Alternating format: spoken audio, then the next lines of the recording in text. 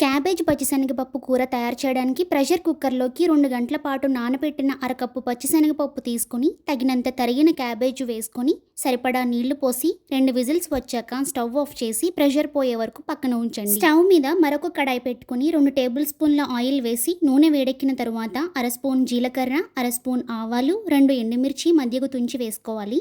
2 రెమ్మల కరివేపాకు కూడా వేసి బాగా వేయించుకోవాలి. తరువాత 3 తరిగిన ఉల్లిపాయలు, 2 పచ్చిమిర్చి కట్ చేసుకుని వేసి కూరకి తగినంత ఉప్పు కూడా వేసుకుని ఉల్లిపాయలు సాఫ్ట్గా అయ్యే వరకు మగ్గించుకోవాలి. ఆ తరువాత కొద్దిగా అల్లం వెల్లుల్లి పేస్టు, పావు స్పూన్ పసుపు వేసి పచ్చివాసన పోయే వరకు వేయించుకున్న తరువాత ఉడికించుకున్న క్యాబేజీ పచ్చిశనగపప్పును వేసుకోవాలి.